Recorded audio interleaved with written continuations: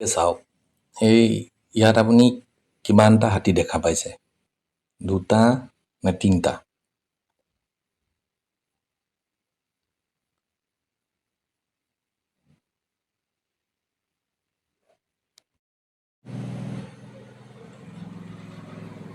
এইটো নাভাবিব যে এইটো কেৱল হাতীয়ে গা ধুই থকা এটা পানীত গা ধুই থকা এটা সাধাৰণ দৃশ্য।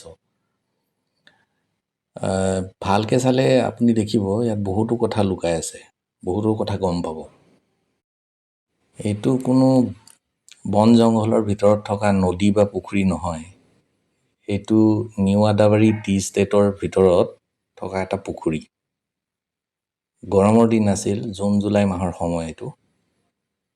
পুখুৰীটোৰ চাৰিওকাষে বাঁহ আছে, চাহ গছ আছে আৰু বহু সৰু সৰু জংঘলৰে পুখুৰীটো মানে ঢাক খাই আছে।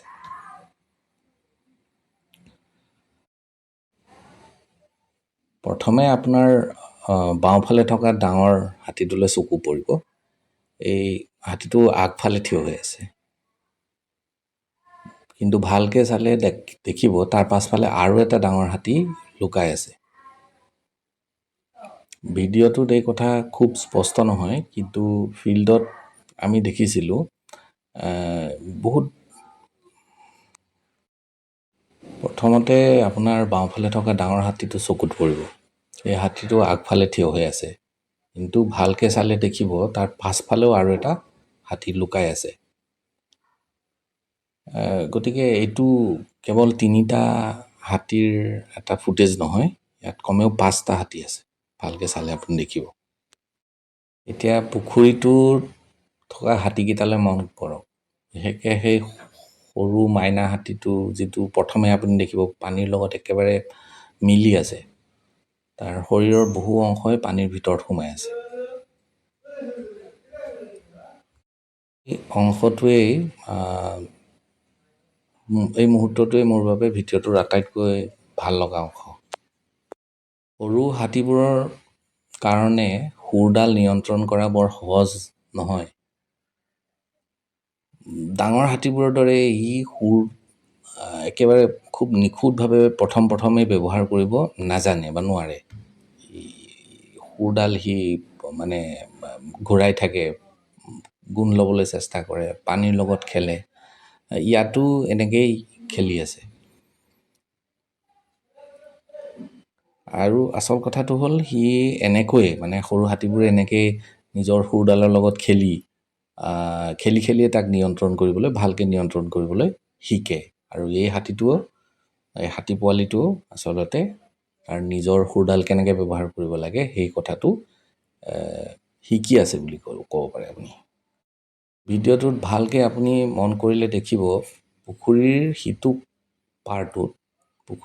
সিটো পাৰে যিটো পাৰে আমি ইফালৰ পৰা ভিডিঅ' কৰি আছিলোঁ, তাৰ অপজিট পাৰটোৰ ফালে আৰু এটা সৰু হাতী আপুনি লৰচৰ কৰা দেখিব।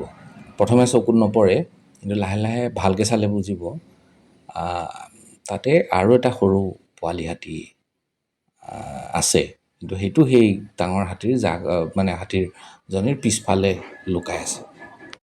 এইবোৰ কাৰণে আমাৰ হাতীৰ সংখ্যা বা আমি হাতীৰ সংখ্যা গণনা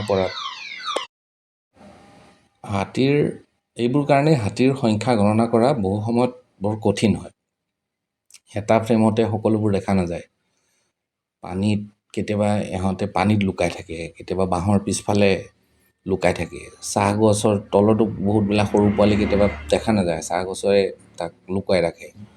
আৰু বহুত ডাঙৰ হাতীৰ শৰীৰৰ পাছফালে আৰু বহুতো হাতী কমপ্লিটলি মানে আপুনি দেখাই নাপাব কেতিয়াবা। তো গণনা কৰাটো অলপ কঠিন হয়। আমি এই ক্লিপটোত আপোনাক হাতীৰ সংখ্যা গণনা কৰিবলৈ কাৰণে দেখুওৱা নাই। আচল কথা আমি ক'ব খুজিছোঁ এইখন ঠাই সিহঁতে কিয় বাছি লৈছে। এইটো গৰম দিন আছিল, তাতে পুখুৰীৰ পানী আছে আৰু ওচৰতে বাঁহৰ ছাঁ আছে। চাৰিওফালে মানে ভাল এটা কাভাৰ আছে আৰু মানুহৰ আহ-যাহো এই জেগাটোত বহুত কম। গতিকে হাতীয়ে এই জেগাটো নিজৰ জিৰণি ল'বৰ কাৰণে ভাল ঠাই বুলি পেলাই সেইটো জিৰণি ল'বৰ কাৰণে ব্যৱহাৰ কৰিছে।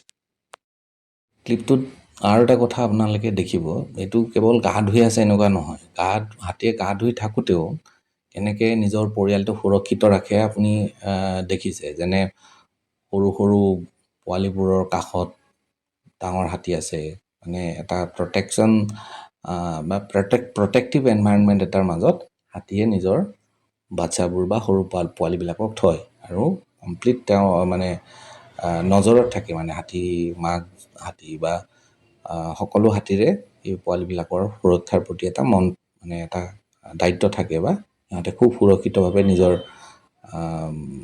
পোৱালিবিলাকক ৰাখিব বিচাৰে। তাৰ কাৰণে চাহ বাগানৰ এই ভিতৰত থকা এই পুখুৰী চাহ বাগানৰ এটা পাৰ্ট, কিন্তু হাতীয়ে সেই জেগাটো এই ঠাইডোখৰ অলপ বেলেগকৈ ব্যৱহাৰ কৰে। হাতীয়ে সেইটো এটা হাতীৰ কাৰণে সেইটো এটা অস্থায়ী আশ্ৰয়, য'ত পানী আছে, ছাঁ দিব পৰা বাঁহ গছ আছে, আৰু মানুহৰ পৰা আঁতৰি থাকি এটা সুৰক্ষিত এটা এনভাইৰনমেণ্ট চাহ বাগানৰ মাজতো তেওঁলোকে এনেকুৱা ঠাইবোৰত হাতীয়ে বিচাৰি পায়। আমাৰ এই চেনেলটোত মই কেৱল হাতী দেখুৱাবলৈ চেষ্টা নকৰোঁ, মই বুজিবলৈ চেষ্টা কৰোঁ যে হাতীয়ে কিয় এই ঠাইবোৰ বাছি লয়, কিয় সেই পুখুৰীটোৰ কাষলৈ বাৰে বাৰে যায়, বাঁহৰ তলবোৰত বা বাঁহৰ যিবোৰ জংঘল আছে বাগানৰ মাজত, সেইবোৰত হাতী কিয় বেছিকৈ থাকে, বা চাহ বাগানৰ ভিতৰত কোনবোৰ ঠাইত সেই বাঁহবোৰ আছে, হাতীয়ে সেইটো ভালকৈ জানে। কাৰণ হাতীয়ে জেগাটো ভালকৈ আমাৰ গোটেই লেণ্ডস্কেপটো ভালকৈ তেওঁ মানে হাতীয়ে ভালকৈ ষ্টাডি কৰি থৈছে, ক'ত পুখুৰী আছে, পানী আছে, বাঁহ আছে, লুকাবলৈ বা মানুহৰ দৃষ্টিৰ পৰা আঁতৰি থাকিবলৈ মানে খালী জেগা আছে, ছেদ থকা জেগা আছে, আৰু কোনফালে সেইখিনি ৰাস্তা আছে সেইবোৰ জেগালৈ যাবলৈ, বা তাৰ পৰা ওলাই আহি বেলেগ জেগালৈ যাবলৈ, সেই গোটেই কথাবোৰ হাতীবোৰে গম পায়। আৰু মই সেইটোকে আপোনালোকৰ আগত দেখুৱাব খোজোঁ। এই নিউ আদাবাৰী টি ষ্টেটৰ ভিতৰত থকা এই পুখুৰীটো হাতীৰ এটা খুব ধুনীয়া, বাগানৰ ভিতৰত থকা খুব ধুনীয়া এটা মানে অস্থায়ী আশ্ৰয়স্থল।